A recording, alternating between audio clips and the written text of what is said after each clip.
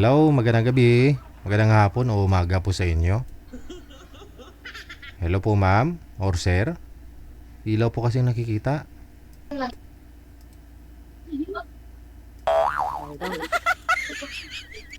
Babae. Babae no.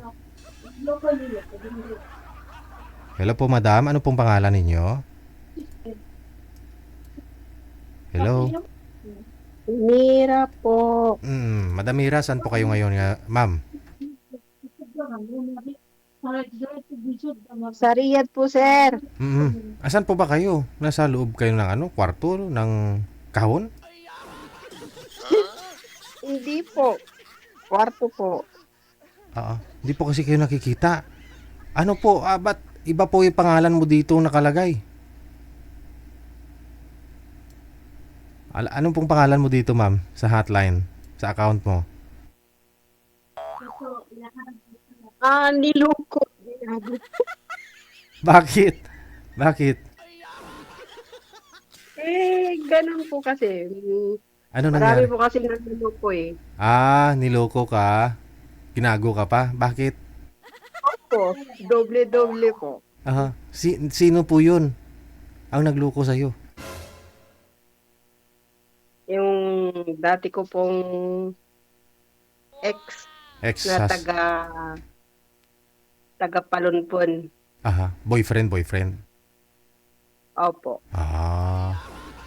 Bakit ka Yung nagbigay.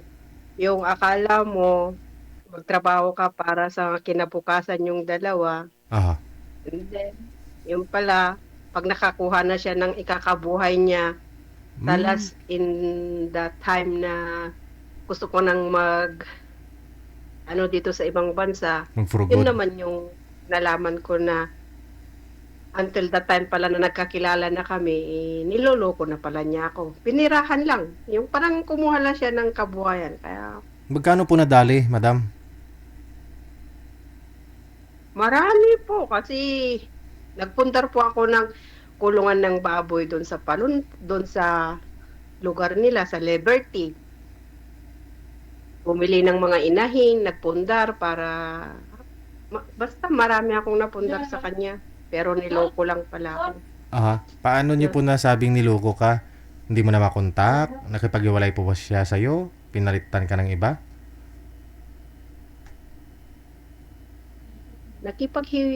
Naghiwalay. Nakipag-iwalay siya sa'yo? Anong rason daw po niya? Po, Anong rason po niya?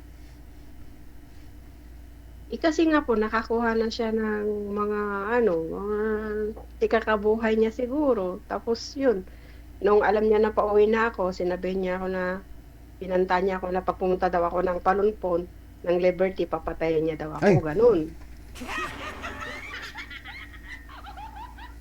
Kaya hindi ko threat na po yun. makakalimutan kasi in 3 years na nagtrabaho ako sa ibang bansa, siya lang yung, pero unti-unti ko na naman po siyang yung parang inumove ko na lang po yung sarili. Siyempre, pira po pinag-usapan. 3 taon po ninyong pinuyatan po yun. Pinagtrabahuan dyan. Tapos, sasabihin niya lang, tatapusin ka niya. May anong dahilan po niya, ma'am? Anong dahilan niya? Ba't kanya tatapusin? Di ko nga rin po alam, pero the time na nalaman ko rin kung bakit siya nagkaganon, nakausap ko rin yung mismo yung babae na from the time pala Sila na. na nagkakilala na kami at nagkita kami, pumunta ako doon sa kanila, tapos sabi ko bumalik ako para makapagpuntar kami ng pero yung pala until the time niloloko na niya ako.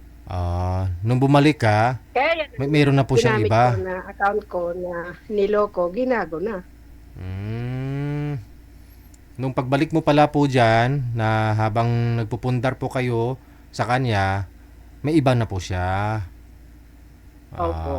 Yun lang. Inamin din yung babae na nabuntis siya, tapos namatay yung baby. Sabi ko, on the time na nagkakilala na kami, kayo na rin pa.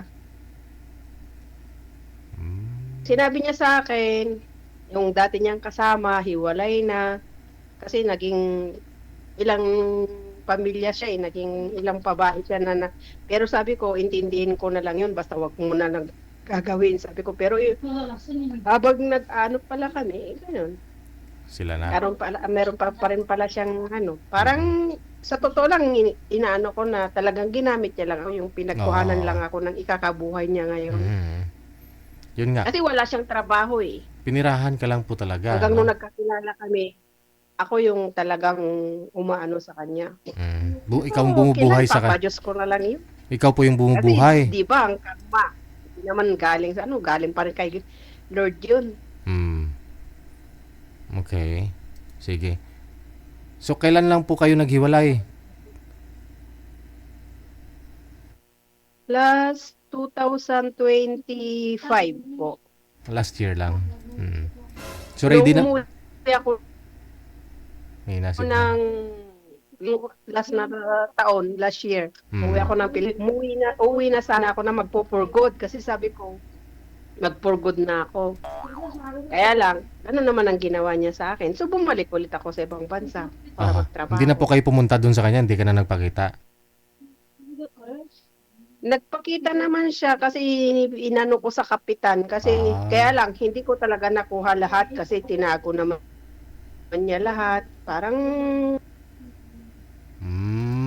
hindi ko naman mabawi yung mga malayo sa Palunpon, mahirap sasakyan, pauwi ng Manila.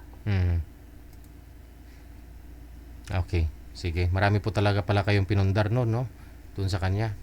Ngayon naghahanap po kayo, ma'am, o break po muna? Pahinga po muna? Po? Naghahanap ka na po ba o pahinga po muna? Ay, nakahanap nga, pero kung ganun lang naman din ang ugali, wag na lang. Wag na lang. Ay, di hahanap po tayo ng hindi ganun ang ugali, ha? Opo. Sige, standby lang po kayo sa linya, ha? Hahanap pa po tayo. Alright.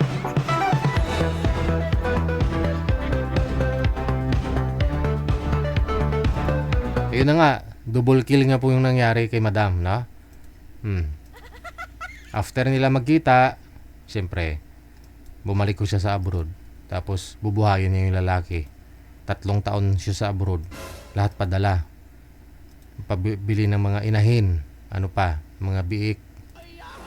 Tsaka kulungan ng baboy. Ayun po pala, may kinakasama na ho yung lalaki. Aray mo! Aray mo!